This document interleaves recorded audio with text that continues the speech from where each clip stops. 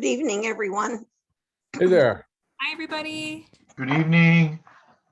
Hi. Like, Good to see you all. Hi, Renee. We've been emailing or texting. hey, nice to see you, Raven. Did you catch the YP message I sent? No, was that in your jam? I haven't watched the videos yet. Nope, no. Actually, that just tells me I should never leave a voicemail. I should just always text. Yes, I have not listened to your voicemail yet because you texted me, so I assumed that you had told me all the things in the text message. Bad assumption. That's good. That's why my voicemail says, expect a response in a few days. I get it.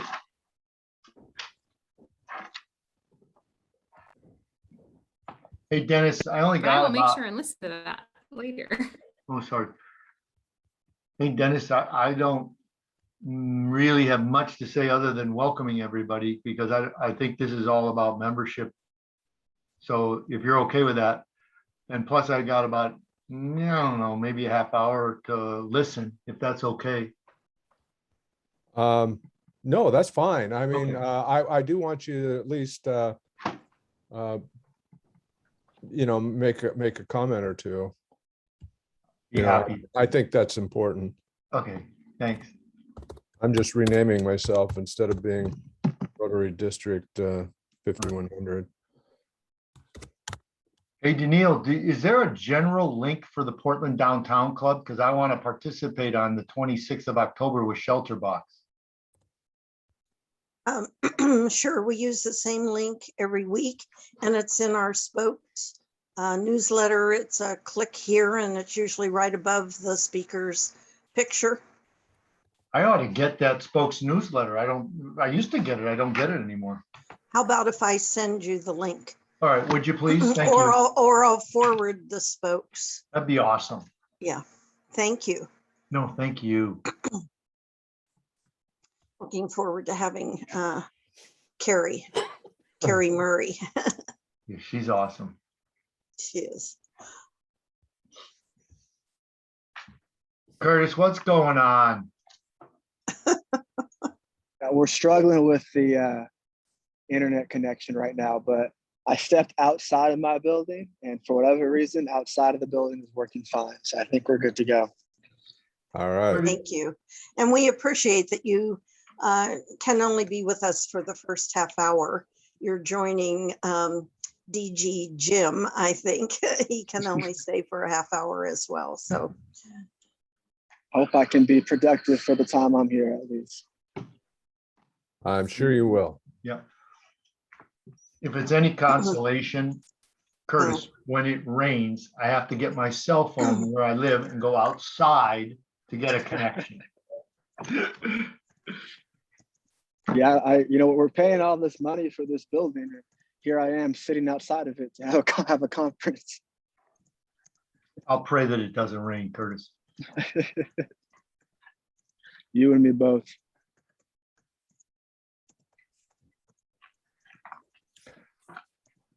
Because I might be distracted, and I know some people will probably straggle in. If you happen to notice some people wanting to be admitted, you know, go crazy and let me know that I need to move over and get those admitted.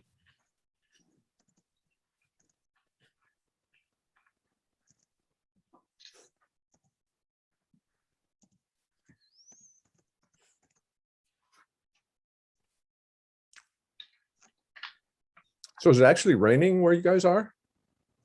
Really?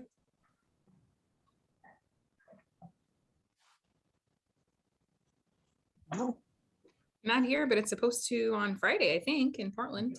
It's not. yeah, No, I mean, Friday night, I just saw the weatherman. Friday night, Saturday, Sunday, and a reprieved sun and clouds on Monday and 70 degrees again. so And it's going to be a great 77. weekend. 77 next Tuesday. You know, Schizophrenic weather. here's a question. I don't know if this is crazy, but can you say, my favorite time of the year, I was telling somebody, is Indian summer. And I was corrected saying, I don't think you can say that anymore. You know? Anybody? I don't know. I don't know.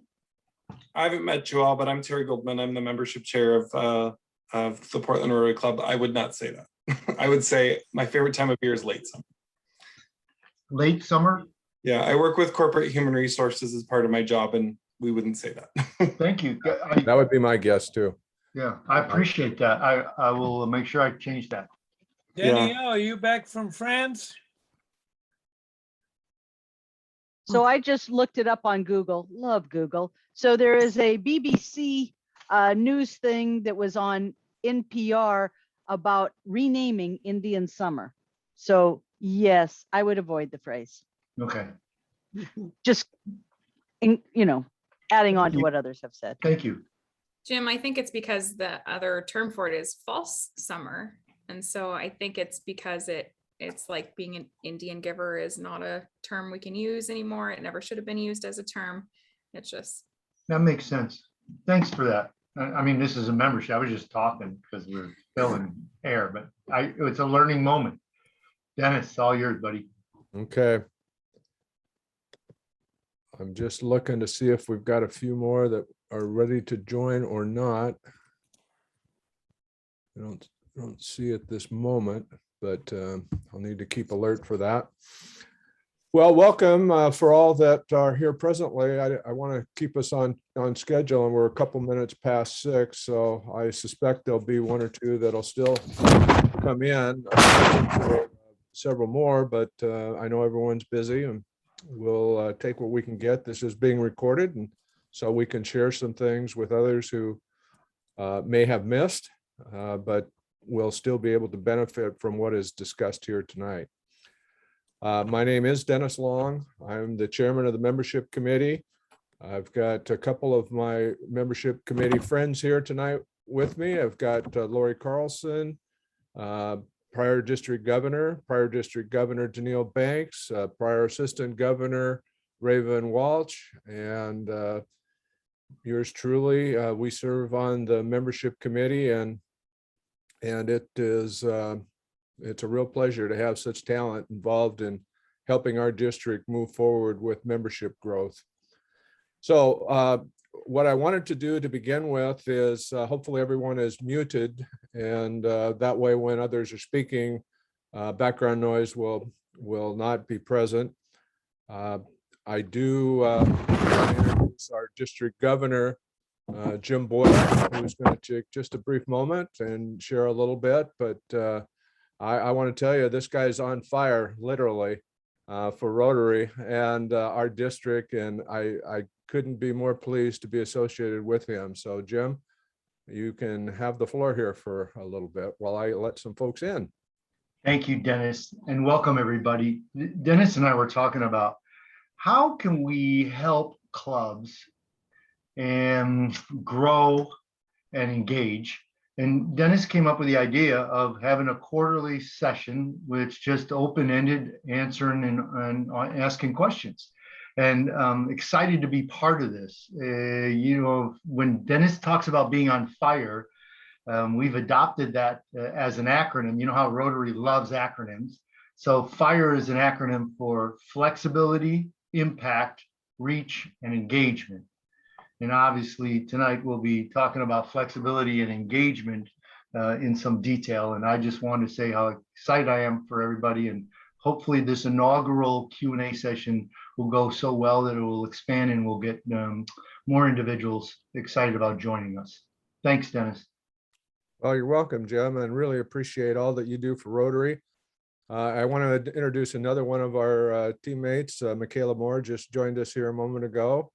And she is on our membership committee and really brings a youthful perspective on membership and how to engage with people that are far, far younger than me. Let me just put it that way. And I appreciate the kudo, Jim, but I got to tell you, the credit for this forum really lies at the feet of Danielle Banks. In our committee, we were having a discussion about what we could do differently this year. And Daniil was the one who thought that might be an idea. And so we've taken it and run with it. So thank you, Daniil. And at this point, I would like to turn it over to Daniil to introduce our first guests. And I don't think Daniil needs any real introduction. She's been a prior district governor, and I think everyone knows her talent and ability. And as I said earlier, it's pretty special to have someone like that on our membership committee. So you're on mute, Daniil. Thank you. Yes, good to be with all of you this evening. And it wasn't just me, but we did ask Curtis Shirey, who is in our Portland Club, if he might speak to us all this evening about the club's what's called U40 program. That's the letter U and the number 40. Curtis has been a wealth management advisor for about 6 years. He can perhaps tell you the name of his current firm where he is CEO. And what I want to say about Curtis is what an incredible Rotarian. He joined our club in January of 2019, and he not only he came in as a U40 member, and not only does he chair that committee now, he co-chairs our Enterprise Academy committee, and he's active with our Toastmasters group, and he serves on our board of directors. He's another one of those great young professionals that you will be pleased to hear from. And Curtis, I think I pronounce your current firm's name incorrectly, so perhaps you could tell everyone what it really is. Curtis Shirey. Thank you so much, Daniil. I'm dealing with all sorts of technical issues here, so I hope everybody can hear me okay and is able to hear me for the duration of my quick talk here. But yeah, so the company that I work with is called Aspasia Wealth Management, just to clarify. I don't know if you actually said the name at all, Daniil, but for those who are curious. But like Daniil said, I began my Rotary journey, if you will, through the U40 program back in 2019. Now, U40, what it stands for, the U is for under, so it's under 40, meaning it's really trying to engage with new members who are under 40, obviously, but also up and coming in their profession and really trying to emerge as both business and community leaders, but also doing that with a philanthropic mindset as well. So in my experience with the program, and one of the reasons why I really got involved in it was, first of all, I really enjoyed my experience as a Rotarian. I enjoyed the connections that I was able to make. I enjoyed the ability to develop as a professional, the ability to communicate with others who were like-minded, and it really helped me in my professional growth. One of the issues that became apparent once I was in the club, and I think it's pretty clear to everybody in here as well, was the struggle that it was to drive membership, specifically when it comes to new members who are younger, and also members who are from minority communities, LGBTQ+, people of color, et cetera, women and things of that nature. And I could really tell that did not bode well for the future of our club as we as we really are in this more and more diverse world. It's just become so much more important for the club in itself to be representative of the world and the community that we are in. So with that, I saw that as a real good opportunity for me to get involved with the U40 program, which is, again, that under 40 program, and really try to help and drive the new members of the Rotary Club of Portland specifically. So the way that program works for us is we are going to shoot for about 10 to 12 new Rotarians every single year. Obviously, we're a pretty big club, so 10 to 12 is a number that's fit for our scale. For people that are, I had this conversation with smaller clubs in Washington area and things of that nature, and you could do this with 3, 4, 5 people, but 10 to 12 is just a number that we have kind of the infrastructure for. So in that, there's going to be a number of steps that the program has, a number of different avenues that we use to really help drive engagement and develop some of the new Rotarians that we recruit to the program. So every new U40 member is going to start as a full-fledged Rotarian. That means obviously strongly encouraged to participate in all the club activities, the regular meetings, et cetera, and things of that nature. In addition to that, the committee, the U40 committee in itself puts on its own program. So part of that is every month we do something called the speaker series. And that occurs on we do it the second Wednesday of every single month. And we really don't miss it. We don't miss a Wednesday. It's always at the same time. And what we work through as a committee is to develop and try to find community leaders, such as we've had business owners, we've had politicians, Multnomah County library directors, and things of that nature. And we sit them down and really kind of a fireside chat sort of discussion and let that person talk about their experience in a very intimate way. They spend about 45 minutes just telling their story and things and their experiences and really whatever they feel comfortable with sharing at that point. And then after that first 45 minutes, we give that as an opportunity for a question and answer with the U40 cohort as a whole. It could be some really cool conversation. You get to talk to a lot of these people that you see on TV, that you read in the paper, but have a real heart-to-heart and intimate conversation with them, which is one of the highlights that I felt that I experienced as going through the program, and one that we try to make a really special going forward here. In addition to that, every new U40 member, we're going to pair them with a mentor. That mentor's job is to help them really get integrated with the club as a whole, and ideally also present some career guidance as well. But sometimes people choose mentors that really aren't in their field because they don't want a mentor in their field.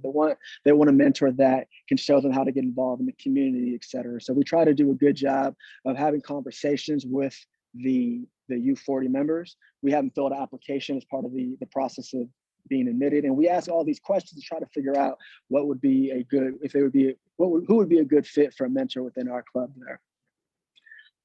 Another really key important aspect that we have is the expectation of committee involvement.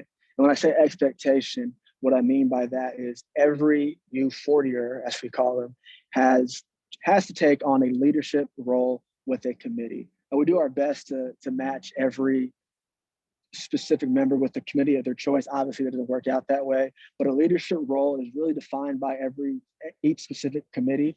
For example, there was an opportunity in my year when I was a U40 member to become the co-chair of the U40 committee. And that's what I was passionate about at the time. And that's obviously developed into me being the chair at this point. And I really feel like that does two things. Number one, that gives a little skin in the game with each of the members themselves, gets them involved, engaged in the club and the day-to-day operations, things of that nature. And that's where I really feel the development comes from professionally. I articulate that to the new members and the prospective members that I talked to the program about. For me personally, I felt like I was able to accomplish more out of my career because of the leadership experience that I had in those committees. So we really try to stress the importance of taking that to heart and really doing a good job of being engaged with that. And finally, the capstone, if you will, of the program is a community service project. Now, the point of this community service project is not really to do some grandiose activity. The point is to make sure that the cohort is getting something done, and that it's being organized, something in the community, obviously, and that is being organized by the cohort itself. So it's not something that we as committee members put together for them. We stress the importance of them doing that, but it's really on them to create leadership, to create some initiative of their own. And it really ends up being 2 or 3 members really stepping up and seeing that project through. Some of the past examples that we have used was we went out to a nature reserve and planted trees. We went out towards the Columbia Gorge and removed invasive black bears, something like that. So anything that can get boots on the ground, that can get the U40 members engaged with the community is something that we really encourage. And obviously the goal with that is to really drive this level of engagement with the community and show how special it can be to be involved in Rotary and to be involved with a lot of the good work that we do, and doing that in an inclusive manner that's accepting of the diversity that we have in this community, the diversity that we have in this city, and really try to do a good job of keeping that front of mind as we continue to grow and develop this program going forward. So I hope that that hit on some of the main talking points of the program. I do have to head out at 6:30, unfortunately, but I can drop my email into the chat here, and we'll definitely be open to answering any questions that I can. Thank you. Thank you very much, Curtis. That was very, very, very insightful. I know all of us thoroughly enjoyed it. Are there questions from any of the audience? Lisa? So, Curtis, I'm inspired by what your U40 group is doing.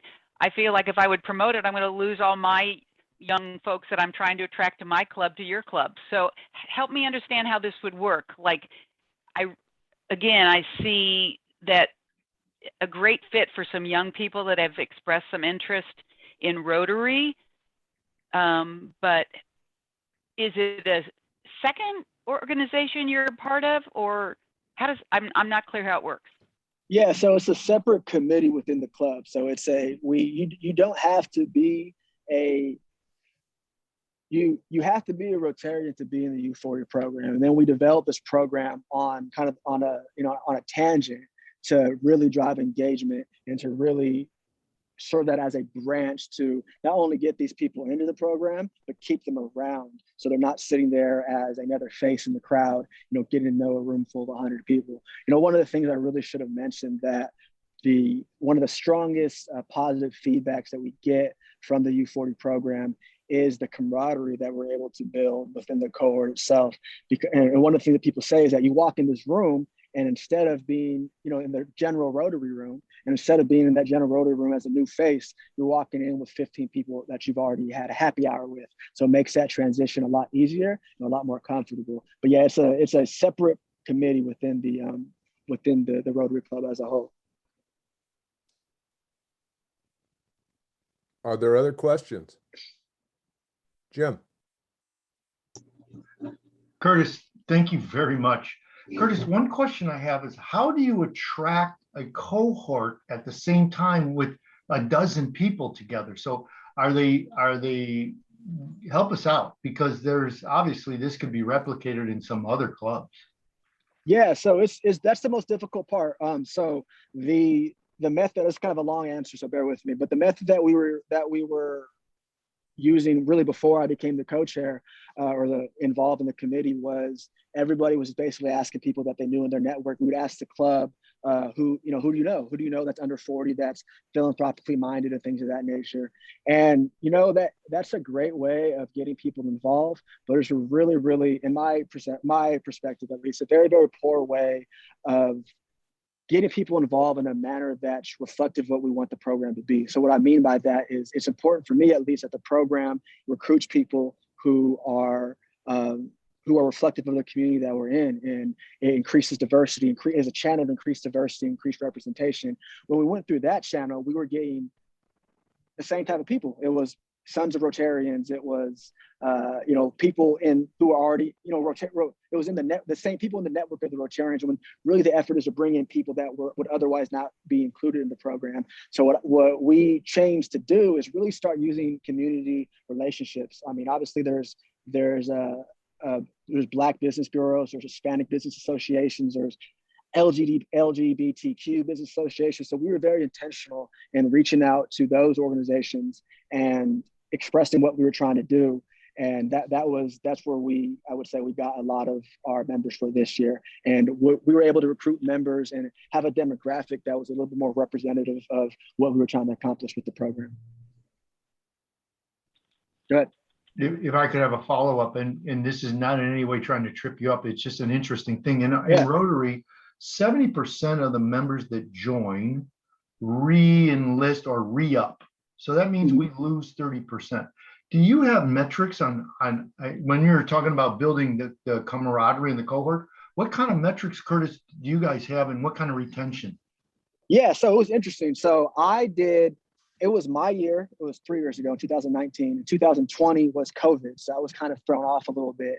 But so we lost quite a bit in 2020. But what we did between 2020 and now is we kind of had like an all call to all pass U40 members to try to figure out what was what would make people stay and what was making people leave.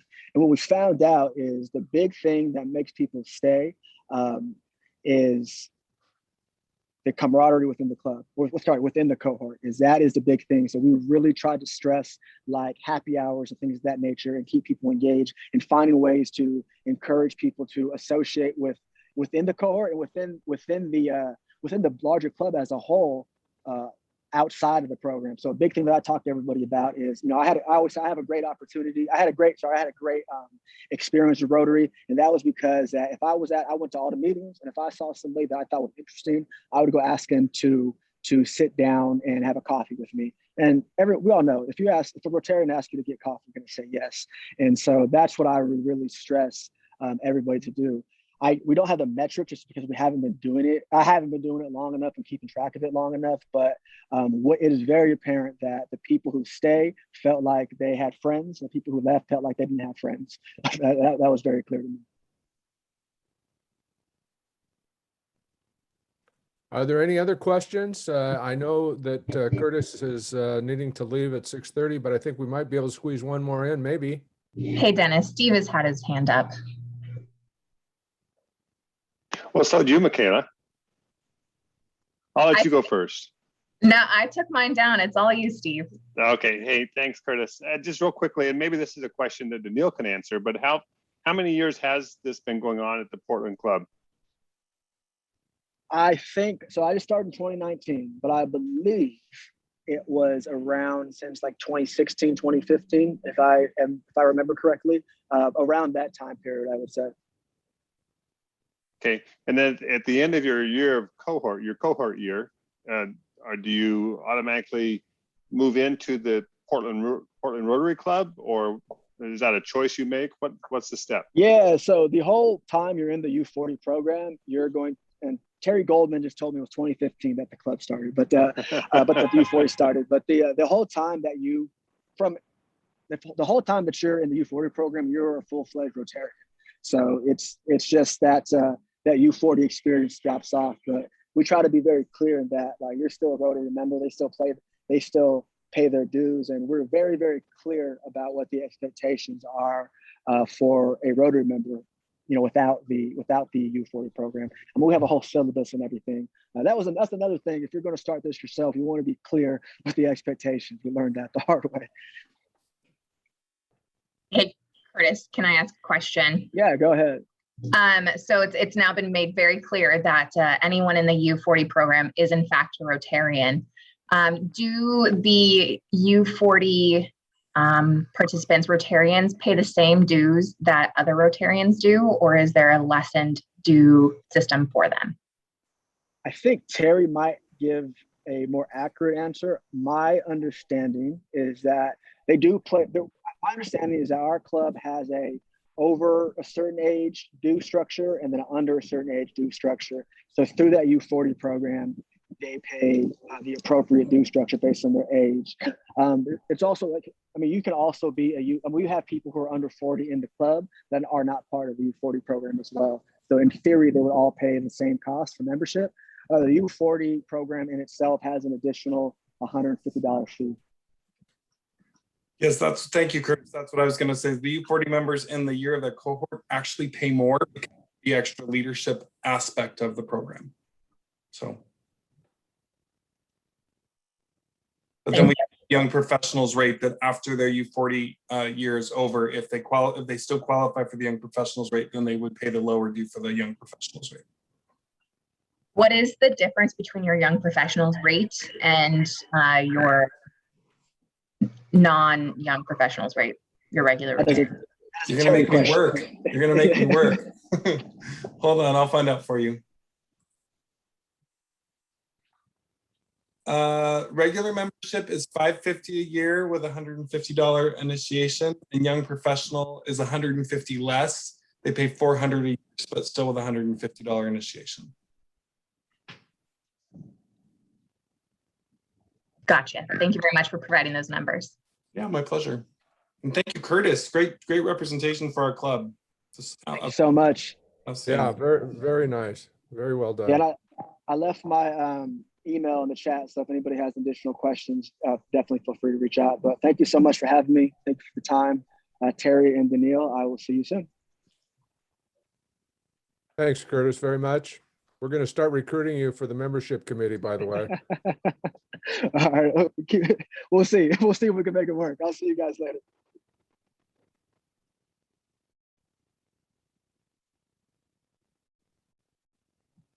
Muted, Dennis. Dennis, you're muted. I'm muted. I'm sorry. Next, I'd like to have Raven introduce our next guest presenter. And we're going to hear a little bit about satellite clubs, I think. So Raven. Yeah, sounds great. So I have the honor tonight of introducing AG Dennis Curtis. Dennis has been helping to start a brand new satellite club in our district. And the reason why we're having him speak tonight is because we've had incredible membership growth since July 1st. And we identified the two clubs that had the greatest amount of growth. And one of them was the Clackamas Club. And the reason that they've had the most growth in our district is because of this great satellite club that started in Happy Valley. So Dennis is going to talk a little bit more about the Happy Valley Satellite Club and the Clackamas Club and how they have been doing that and how satellite clubs offer more flexibility and enhanced membership opportunities. So Dennis, take it away. Okay, well, thank you for the invite to do this. And I guess Curtis is the theme for the night. Anyway, I'm in, for those of you that don't know me, I'm in my third year as the assistant governor in the Southeast region. And I'm a member of the Clackamas Club, past president. And I've had my eye on the Happy Valley area for a while, that I think it would just be a prime area for us to start a Rotary Club.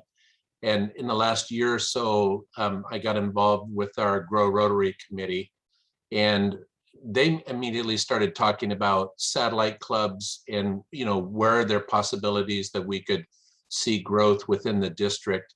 And so I brought up Happy Valley as I think it's just a great area that's really booming population wise and as an opportunity. And so I think the key probably to developing a satellite club is what I'm describing is that you need to zero in on an area that's got good population growth, isn't represented by Rotary in that area.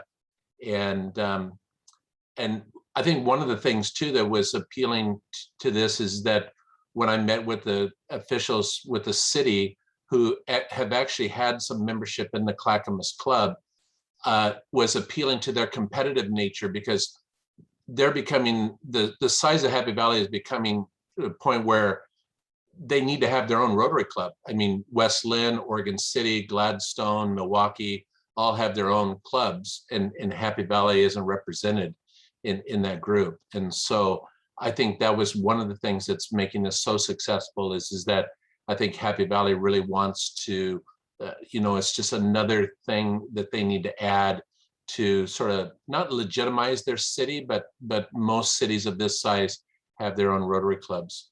I think the other thing too that like Raven kind of hinted at with a satellite club is really giving people an opportunity to have something that's different than a traditional Rotary Club. And so what we're doing in Happy Valley is we're meeting only twice a month on the second and fourth Wednesdays of the month.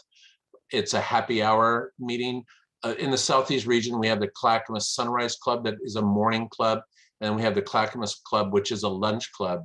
So having that evening 5:30, 6 o'clock kind of happy hour time is giving another alternative, another meeting time, and a completely different Rotary experience. so far it's been more of, like I said, kind of a happy hour, more kind of a laid back atmosphere, not so sort of Rotary proper, you might say. You know, so far the growth, we started out with 8 members and we're already up to, I think we're up to about 12 or 13 now. And I really probably expect within the year, Happy Valley Satellite Club is probably going to spin off and become its own freestanding Rotary Club. So that's, I don't know, Raven, how much you want me to get into sort of the nuts and bolts and maybe trying to start the club or the mechanics of that or anything like that? Well, I think we can probably open it up to questions and see what the group might be interested in hearing more about satellite clubs. It's a relatively new topic for our district, and I'm happy to provide any guidance. I'm the Grow Rotary chair. I'm happy to provide any guidance on those nuts and bolts if anybody's clubs are discussing that or their boards are curious about it. But I'm sort of curious, Dennis, so maybe you can speak to how has it impacted the numbers of membership for the Clackamas Club, and, you know, meeting at a different time. Does that allow for more people to participate in that club or in Rotary in general in the area? I think so far the Clackamas Club has benefited from it, where we've seen some participation from the satellite members participating in some service projects with the Clackamas Club. The Clackamas Club members really haven't, you know, visited or gotten too integrated into the Satellite Club, but the Satellite Club is, and you need to start, in order to start a Satellite Club, you have to have a sponsor club, and Clackamas is their sponsor club. And the nice thing about that is when you have an established club like Clackamas, they've already got service projects on the calendar, things that they've done every year. And so the Satellite Club doesn't necessarily have to start immediately trying to come up with service projects or different things. They can kind of piggyback on service projects that the sponsor club already has planned. And that's been a good thing so far. But just so you know, I've been in Rotary 30 years, and a year ago, I didn't know anything about satellite clubs. I mean, I didn't know anything about it. But being someone who's been in Rotary a long time, I can really see the benefits of the satellite clubs, and especially when you have tried maybe in your more traditional clubs in those geographical areas to try to embrace kind of changing and making your club maybe more appealing to a different demographic. It's almost easier to start a satellite club and make that satellite club what you want it to be. Does that make sense? That definitely makes sense to me. It looks like Renee has her hand up. Did you have a question?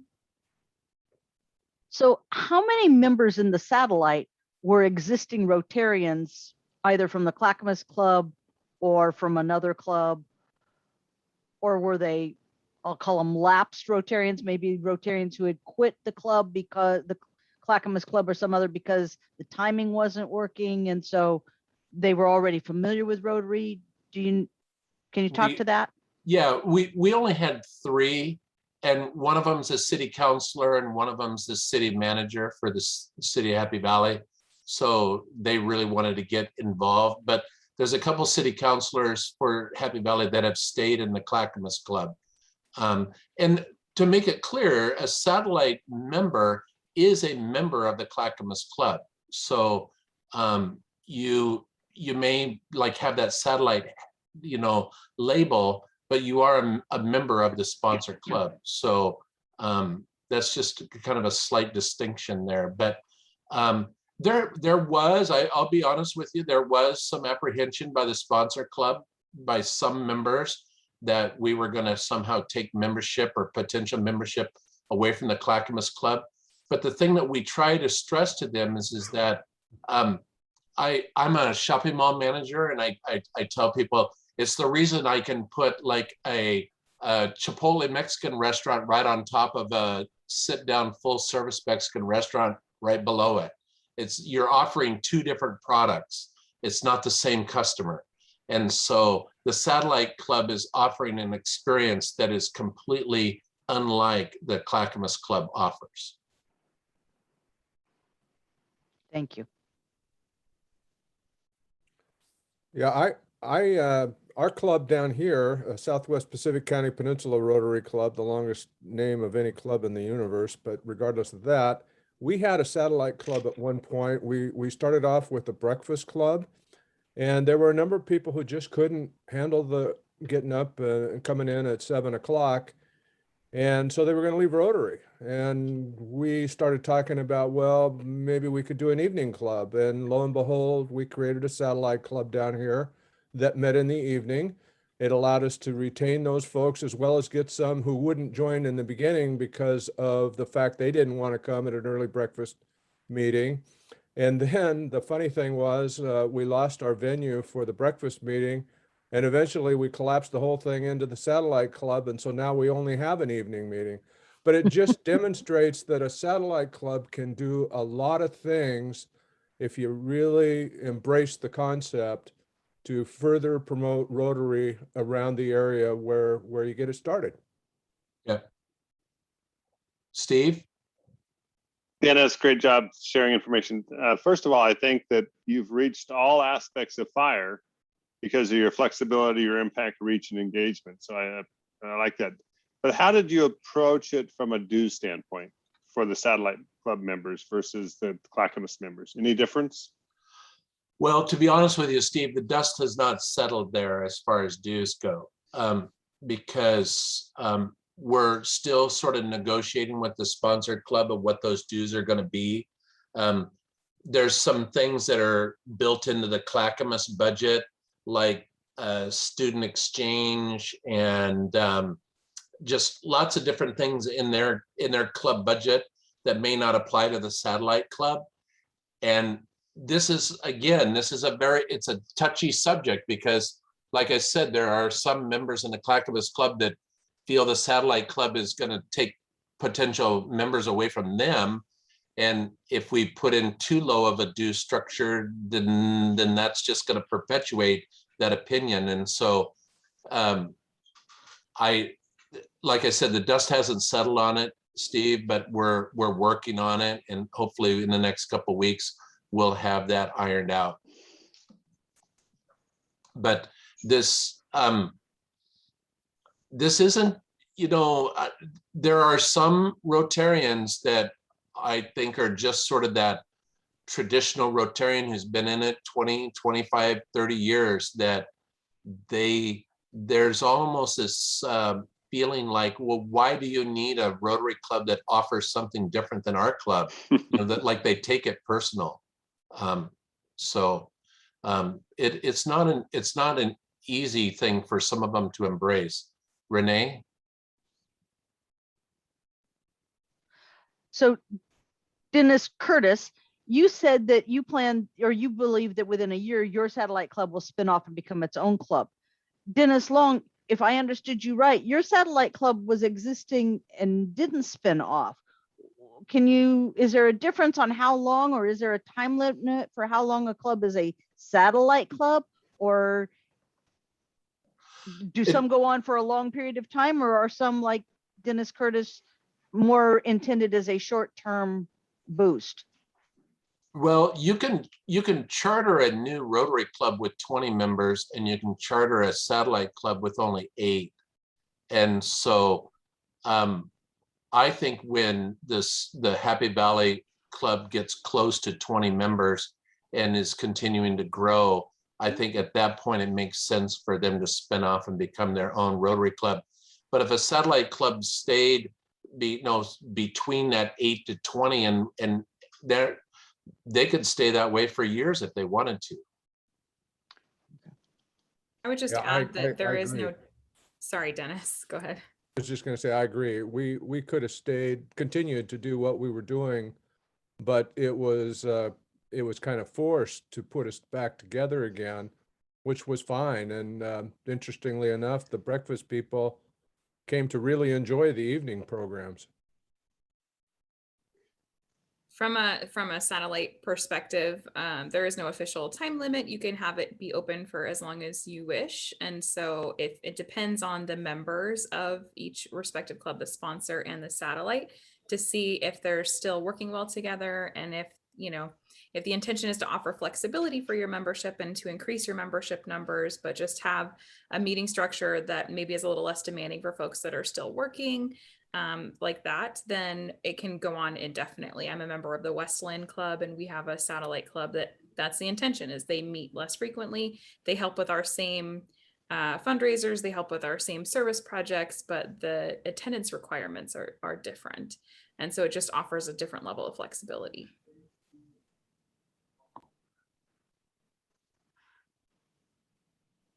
Okay, are there any other questions? Yes. Go ahead, Sarah. Hi, thank you. And I started out in the Clackamas Noon Club, so nice to see you, Dennis. That was my first club. I'm with Portland Pearl. I have a question though. What are, and I know I could probably look on RI about definitions, but what are the, excuse me for 1 minute. Honey, you need to mute, go outside.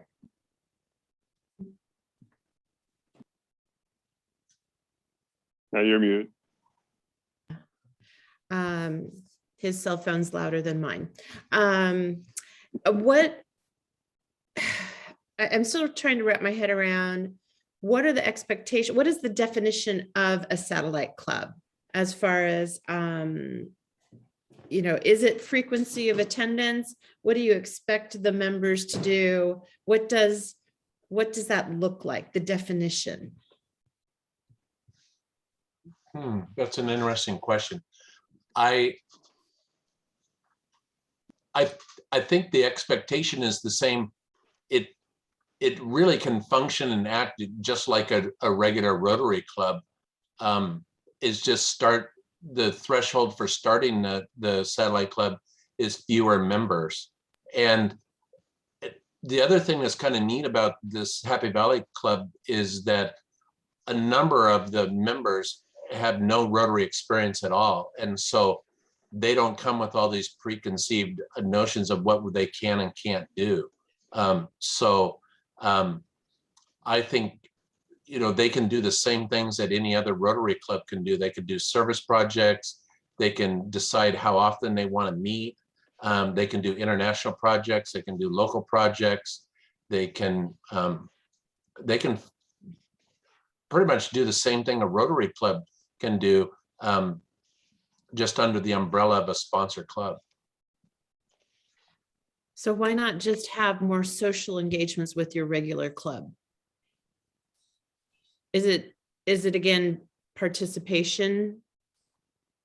I think the key here, I think, is that the satellite club offers an alternative to that traditional Rotary meeting, and probably meets less frequent, meets at a different time of the day than what's currently offered in your area, and kind of meets a need for people that can't really make it to meetings and the frequency of the meetings of a traditional Rotary Club.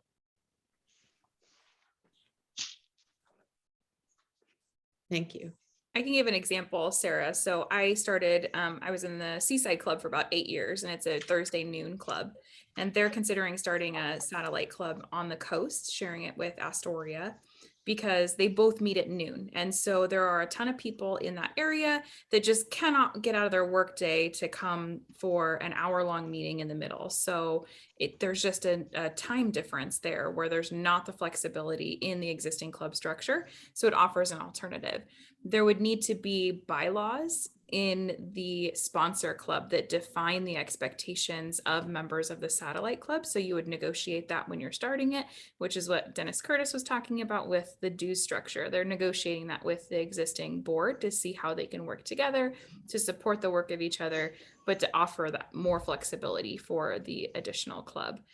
So it's completely a standalone club in how it functions, but you don't have to have like Dennis was saying, 20 members to start it. You only have to have 8. They have to have a sponsor club. That's really the 2 main things that make it a satellite club. Otherwise, they don't have to have a standalone president. You want to have leadership in that club, but it doesn't have the full administrative duties that a full club does. So if the Happy Valley Club does convert to a full club of their own, then they have to have it separate bylaws. They have to have a board. They have to have a full officer structure. So it just allows for participation in Rotary without all the strings because you're relying on your sponsor club for that existing infrastructure. So to add a little humor to this, one thing that's interesting that's happened is we've had 2 former assistant governors join the Happy Valley Satellite Club.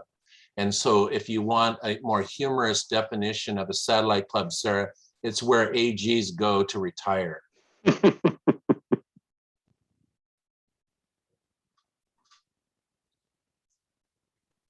All right, is there any other questions about a satellite club? Anyone, is there any hands in the air that I'm missing?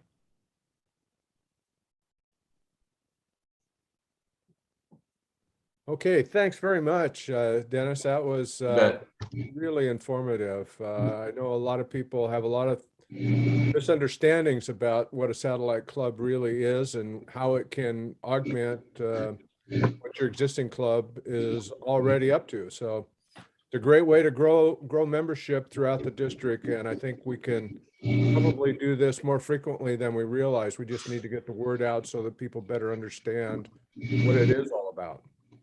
Dennis, do we have time for one more question? I think Renee had a question. Sure. Certainly. Renee? Sorry for all the questions.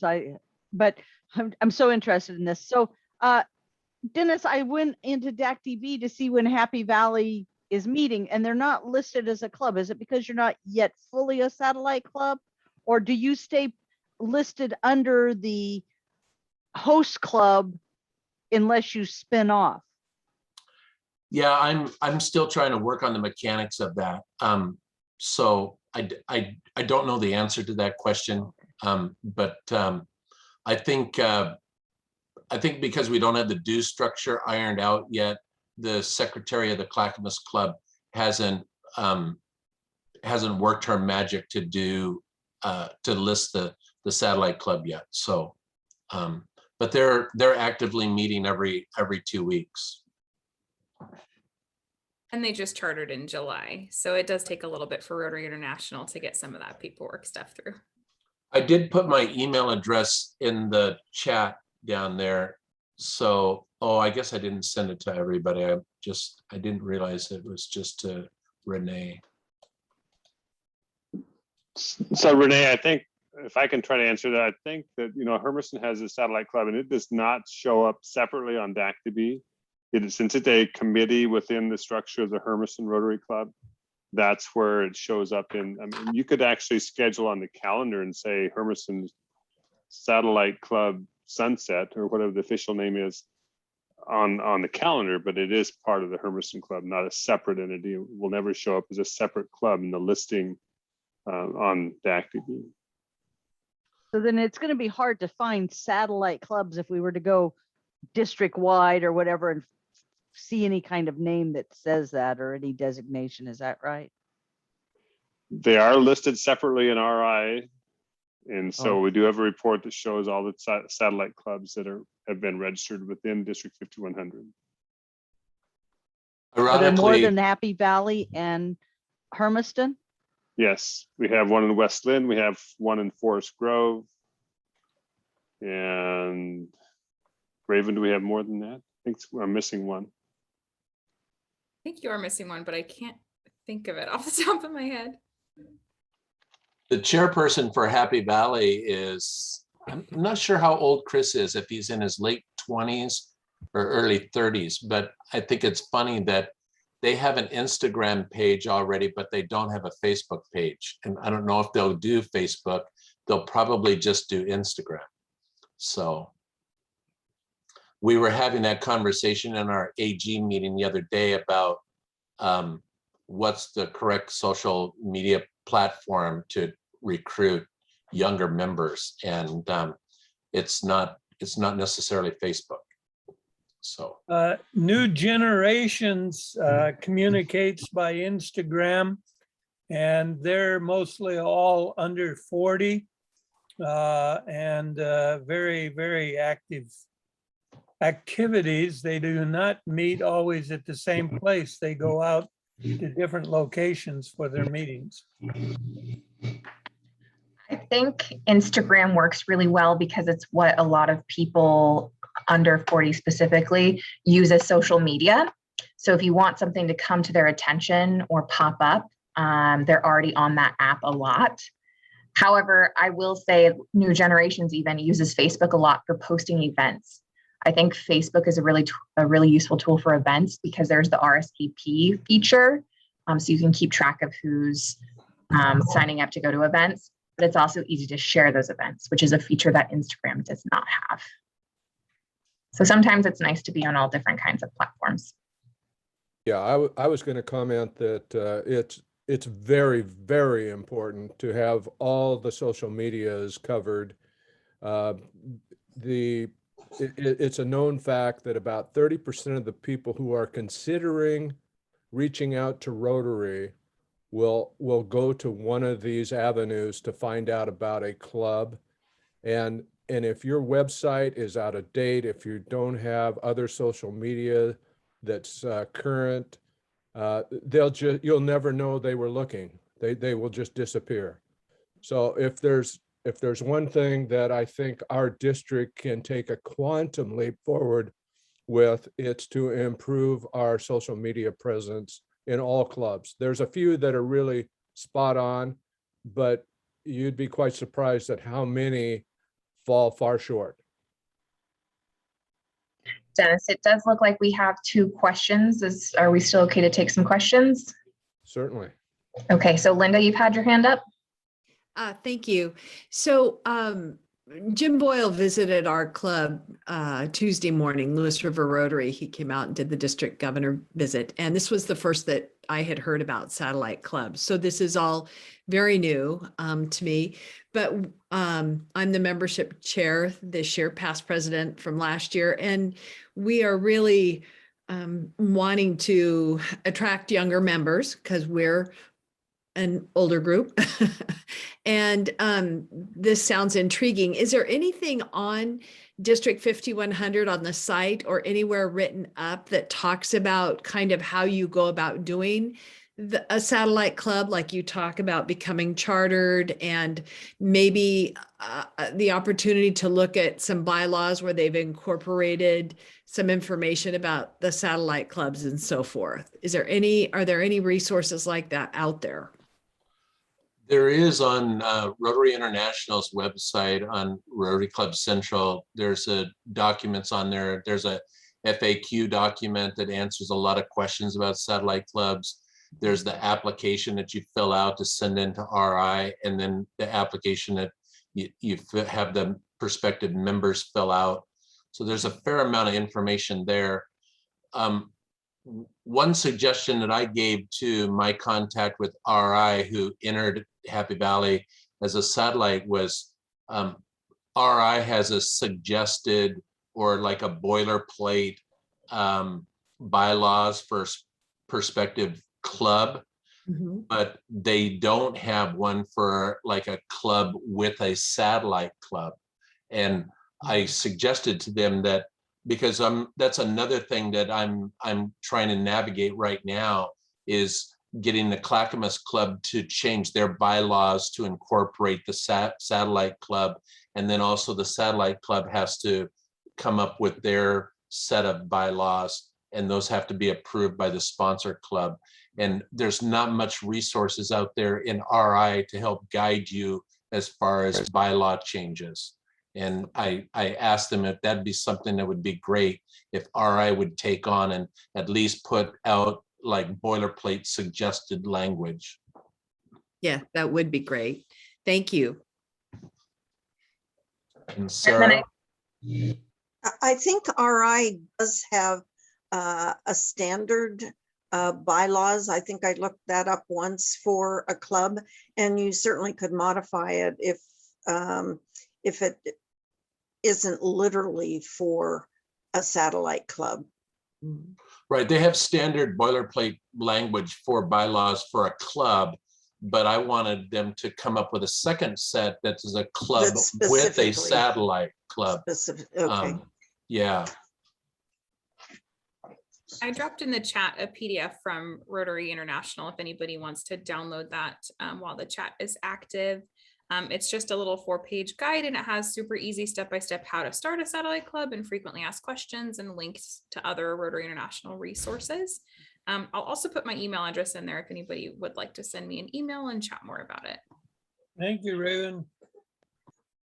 Also like to add that I know that in the past, up and down the West Coast in our zones, that some clubs, what they did so they didn't have to worry about bylaws for a while, is that they really created a second committee, kind of like a club within a club, like our Toastmasters is in our club. And it could or could not have a different dues structure, but often they would meet at happy hour time if the traditional club or the primary club was at breakfast or at noon, and they wouldn't maybe meet as frequently. So there wasn't the problem with dealing with the traditional way that a club would, what do I say, function, orchestrate their meetings, but it would function like a satellite club. And and I don't remember which club, unfortunately, but one club stayed a quote unquote committee meeting at happy hour time twice a month for 2-3 years, and then decided to formally become a satellite club. They still, all of the participants were still members of the traditional club. They just were meeting differently. Okay, is there any other questions? Again, thanks very much, Dennis. That was brought up a lot of good discussion, and I think it's an avenue that our district will probably pursue more and more as people become more familiar with what a satellite club can accomplish. Appreciate you. Thank you. all right, thank you. Lori? Hi, I know I'm not really part of this yet, but I had a question that has nothing to do with satellite clubs. Do I not understand the fact that we have, I thought that the attendance had been changed so that we didn't have absolute definite requirements for attendance with our clubs. Is that not true? That is true. So when you were talking about, somebody was talking about if they didn't make the attendance or whatever with the regular club, if they couldn't make that, what does that mean? I mean, it seems to me if you're involved in all kinds of activities and you're doing things, and I don't think we keep track of attendance much anymore, do we? We do. I can answer that. I'm the one who made the attendance comment, Lori. And actually, the Rotary International bylaws changed so that they don't dictate what the attendance policy should be. They allow the local board of directors of each club to determine that. So as long as when that changed, each club went into their existing bylaws and changed their own attendance requirements, then you're absolutely right. And so if they don't have attendance requirements, then that's not applicable. But I know that the Seaside Club, for example, still kept the same attendance requirements. And so, it just depends on if your club changed your own bylaws. Great. Thank you. Okay.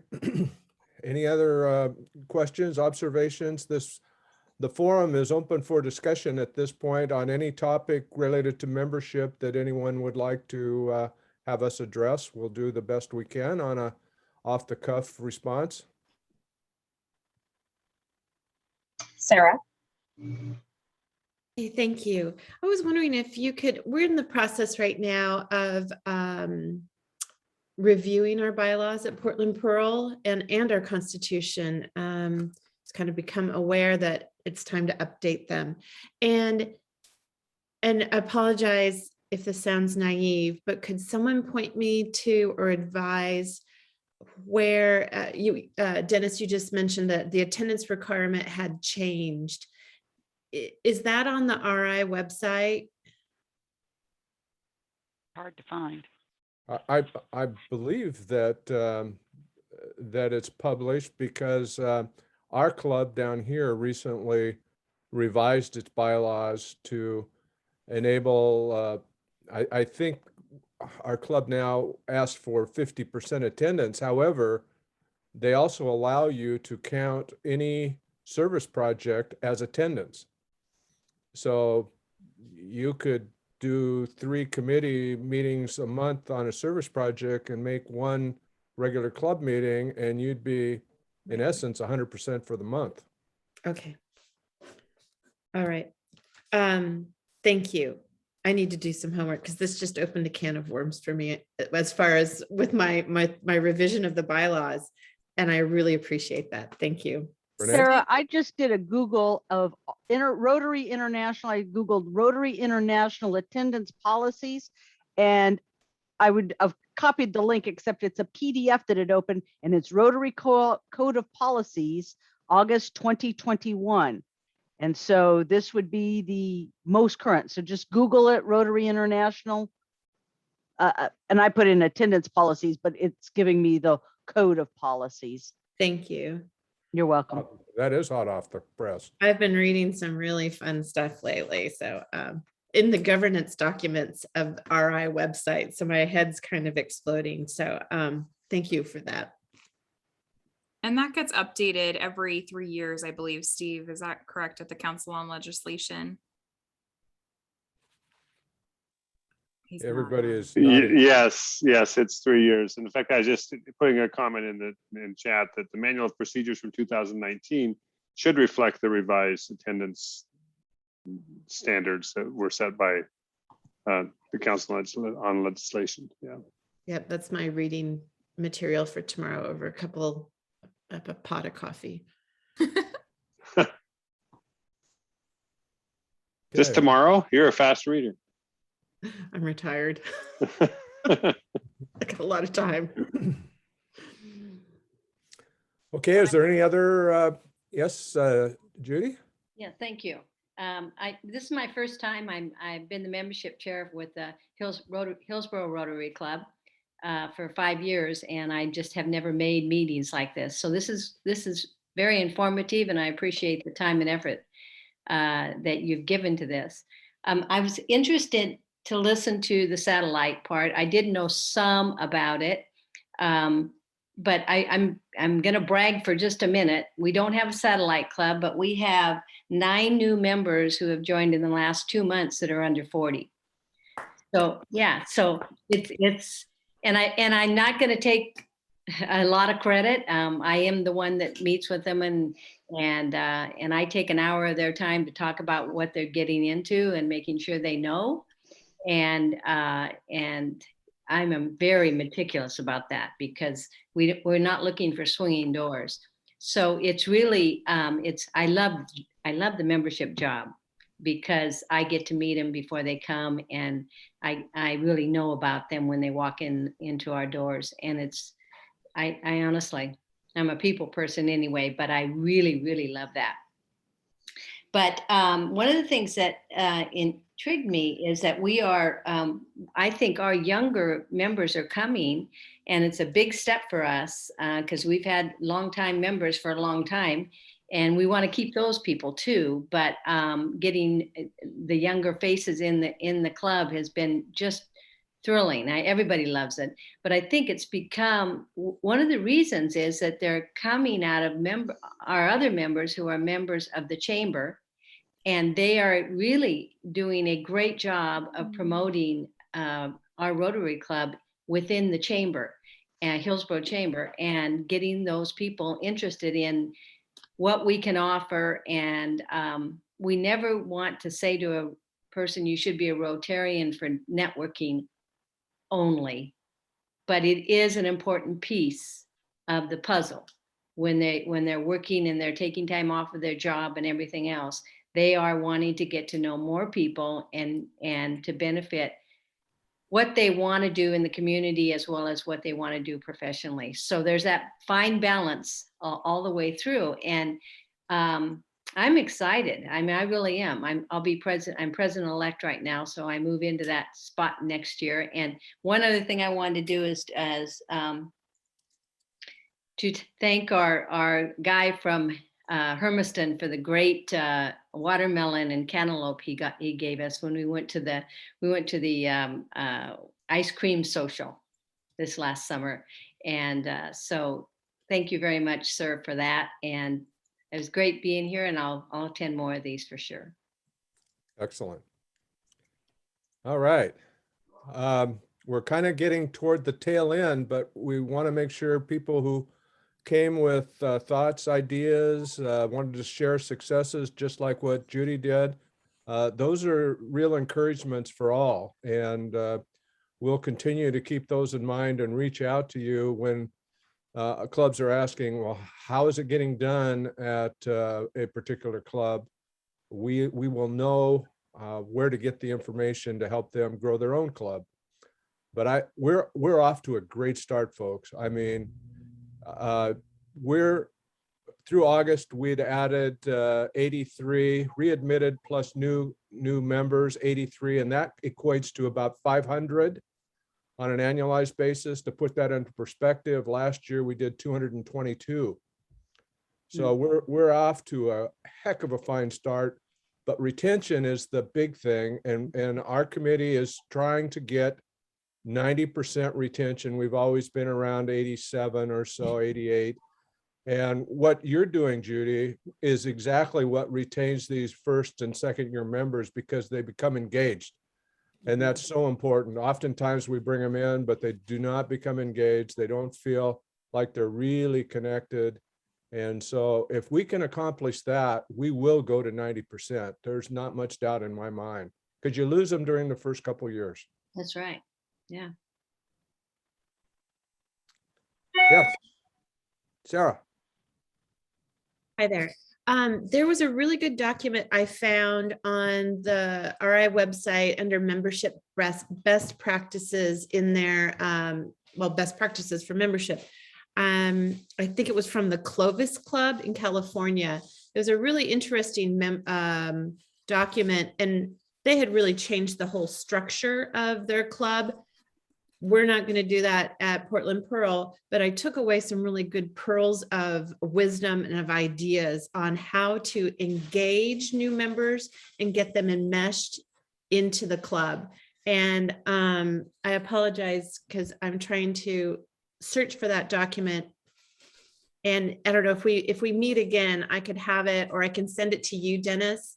It was really helpful. It's about 24 pages, well written. And I know the author updated it this summer to reflect COVID.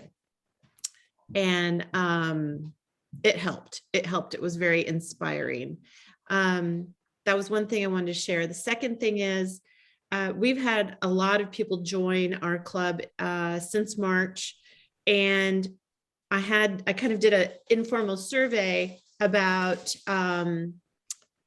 what is it you're looking for? Because we were still hybrid then, and we had 5 new members while we were still on Zoom. And I got the general feeling that people are just so tired of sitting in their dining room or their spare bedroom on a computer that they're not connecting with colleagues around the water cooler at work or over coffee or lunch, that people are seeking connection. And I set that up to ask, how can we as District 5100 create and reach out to people who are continuing to work from home, or think of all the women who left the workforce. I mean, that's all over the news. And so now they're at home, and they might still be working at home. They might still be homeschooling because their kids can't get vaccinated because they're under 12, and they are missing meaningful connection.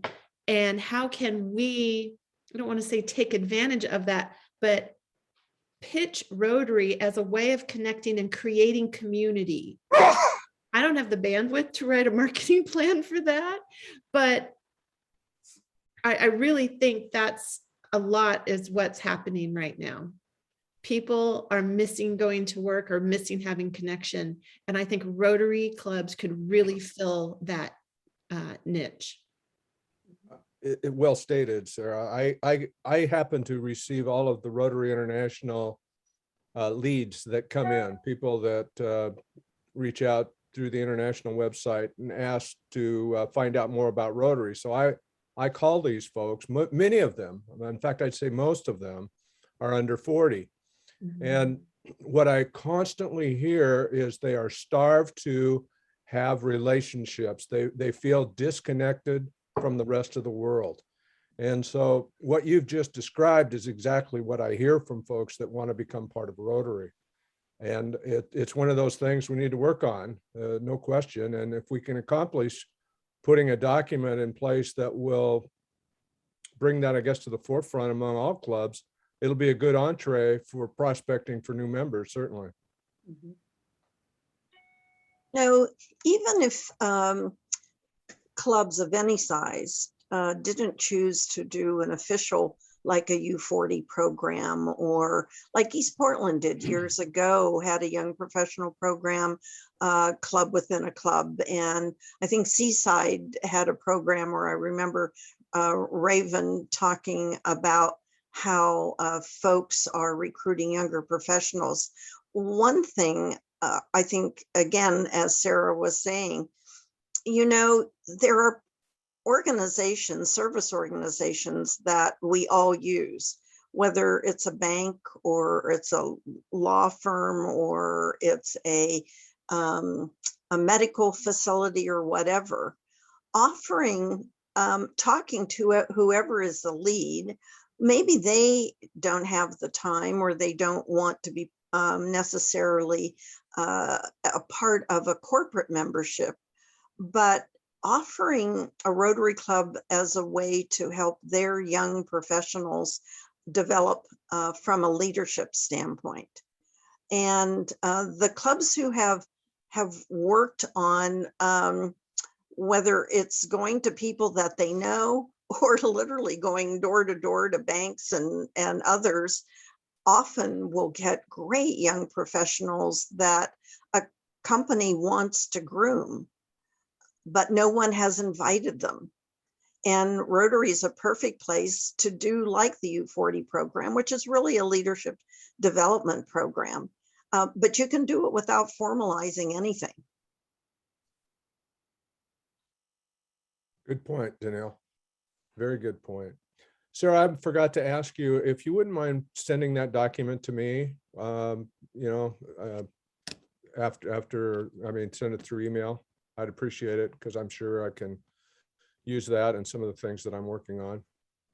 Yeah, absolutely. It was just something I was digging around last summer and I needed inspiration, and there was just some pearls of wisdom. Maybe it will help and inspire other people. Very good. Thank you. Anything else? We've gone past our normal hour by a fair amount, but it's been very good discussion. The one thing I would say is that please share with others, because we're going to do these on a quarterly basis. And we'd like to see a lot more folks coming in to this environment and learn a lot about different approaches to growing Rotary through satellites, new clubs, as well as approaches like what we heard from Curtis today. I mean, it was great to hear him talk about what's going on at the Rotary Club of Portland. I mean, it's just amazingly popular way to do it, I think, and others can learn from that. So last question, anyone? Our public image chair wanted to be here tonight and she could not make it. And I know it said at the beginning that this was being recorded. So how do people request to view the recording? That is a good question. I know that I should be able to see it, but we're using the district's Zoom account tonight. So it may have to come from Liz, because I may not have access to it personally. Okay. I'll get back to you on how that is for sure. So that way, whoever needs it can get it. Anybody that wants it, I guess, just tell them to email me and I'll have an answer by tomorrow. Okay, thank you.